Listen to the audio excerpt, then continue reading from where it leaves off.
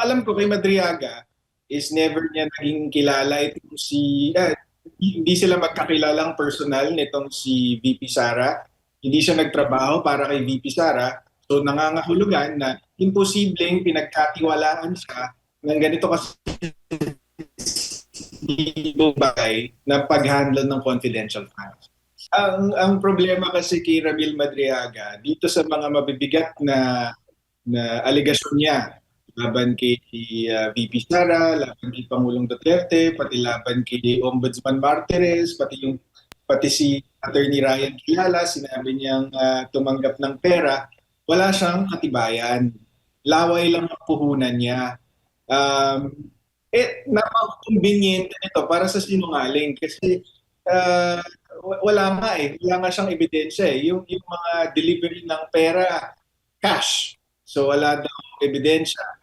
Kahit picture, wala. Hindi katulad ng mga 18 Marines or 18 retired AFP members na nakapagpakita ng mga resibo. Kaya palabas lang yung bank waiver na yun kahapon. The more he testifies, the better for VP Sara's defense. Kasi puro kasinungalingan nga ang sinasabi nito. So habang nagsasalita siya, nagiging mas hindi ka panipaniwala yung mga sinasabi niya. Napanood ho ba ninyo yung impeachment hearing kahapon sa Kamara, Attorney? Siyempre, siyempre. Opo, Attorney, kumusta naman po? Kasi, nako, marami ding nagulat doon sa naging pahayag. Siguro, ilan lamang nagulat, depende po. So kung ano pong magiging reaksyon po nila doon. Sa kanyang sinabing yung 125 million peso na confi funds ng Vice Presidente ay ginastos o na-dispose in less than 24 hours. Attorney, ano ho bang reaksyon po ninyo doon? Well, yung whether nagulat or hindi, inaasahan namin na kahit anong sabihin niya, kasinungalingan. So, dun sa bandang yon hindi kami nagulat. Nagulat kami dun sa mga iba niyang sinabi dahil out of this world, hindi ka panipaniwala. Tungkol naman dun sa 125 million na confidential funds na disperse niya daw ng isang araw lang, 1 million % kasinungalingan ito kasi never naman siyang naging involved sa pag-handle nitong confidential funds. Wala siyang kinalaman kay VP Sara. Wala siyang kinalaman kay VP Sara. So, ibig sabihin, walang katotohanan yung sinasabi niya tungkol dito sa confidential funds. Opo. Kung hindi po si Ramil Madriaga, kahit sino man, sa ilalim po ng ating batas, po pwede ho bang ganun, i-dispose mo yung ganun kalaki pong halaga ng pera, Attorney? May mga patakaran yan, Jade. Ang makakasagot niyan ng mas maganda ay sila Attorney Poa dahil mas nakop yan ng impeachment defense team.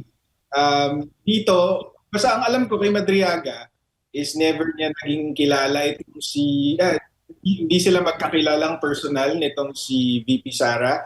Hindi siya nagtrabaho para kay VP Sara. So nangangahulugan na imposibleng pinagkatiwalaan siya ng ganito kasi bagay na pag-handle ng confidential funds. Po. Isa din po, kabilang din po sa kanyang mga nabanggit, Attorney, na may 2 bag ng pera na umaabot po sa 35 million pesos ang iniwan sa parking lot ng Office of the Ombudsman noong December 2022. Ano ba bang reaksyon niyo dito? Ang problema kasi kay Ramil Madriaga dito sa mga mabibigat na aligasyon niya laban kay VP Sara, laban kay Pangulong Duterte, pati laban kay Ombudsman Martires, pati si Attorney Ryan Kilala, sinabi niyang tumanggap ng pera, wala siyang katibayan. Laway lang ang puhunan niya. Napaka-convenient nito para sa sinungaling kasi wala nga siyang ebidensya Yung mga delivery ng pera, cash. So wala daw ebidensya. Kahit picture, wala. Hindi katulad ng mga 18 Marines or 18 retired AFP members na nakapagpakita ng mga resibo.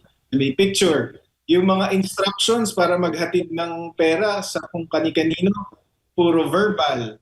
O kaya di naman over the phone na hindi rin ma-verify kasi prepaid ang gamit. So, yun ang, yun ang problema sa kanya eh. Wala siyang katibayan talaga. Puro ah, gawa-gawang kwento lang. Opo, pati nga si dating Pangulong Rodrigo Duterte, inabanggit po niya, ang claim po niya na siya raw ay ginawang financial dummy. Ayan financial dummy ng former President Rodrigo Duterte at ang kanyang mga associates. At yan po ang kanyang binunyag doon sa kanyang naging affidavit dyan po sa Kamara. Ganun din yun, Jade. Wala ding ebidensya yun. Sabi niya, ay, nag-sign siya ng waiver kahapon. Pero ano bang mapapatunayan ng waiver na yun? Sinabi niya nga na nasa pangalan niya yung account. So, pagka pumirma ka ng waiver para dun sa mga account na yon, anong mapapatunayan mo lang na merong account sa pangalan ni Ramil Madriaga at kung ano man yung laman, yun ang laman. Pero whether si Pangulong Duterte ang totoong may-ari ng account or may mga pera galing sa kung kanino mang tao, hindi mo yun mapapatunayan sa pagpirma ng bank waiver. Kaya palabas lang yung bank waiver na yun kahapon. Opo, pati nga yung formally nabanggit din po, attorney.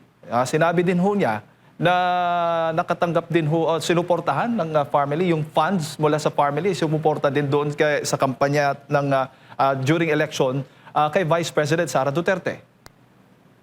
Yun nga, sabi ko nga, bago pa man siya mag-testify, I said na the more he testifies, the better for VP Sara's defense. Kasi puro kasinungalingan nga ang sinasabi nito. So habang nagsasalita siya, nagiging mas hindi ka panipaniwala yung mga sinasabi niya. So ngayon, nakakatawa yung pagsama niya doon sa Farmally kasi dati meron na siyang allegation na may natatanggap na pera mula sa drug money, sa pogo money, yung magnetic lifters.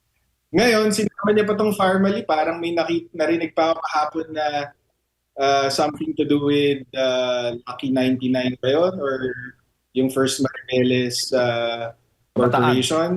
So lahat na yun ng mga putik na binabato sa Duterte family, sinama-sama niya na lahat sa isang affidavit. So hindi talaga kapani-paniwala kasi ilang taon na yung linalako ng mga kalaban sa politika ng mga Duterte at wala naman silang matibay na ebidensya. Tapos lo and behold, itong si Ramil Madriaga bigla siyang lalabas ngayon just in time for impeachment na alam niya pala itong lahat ng nangyayaring ito.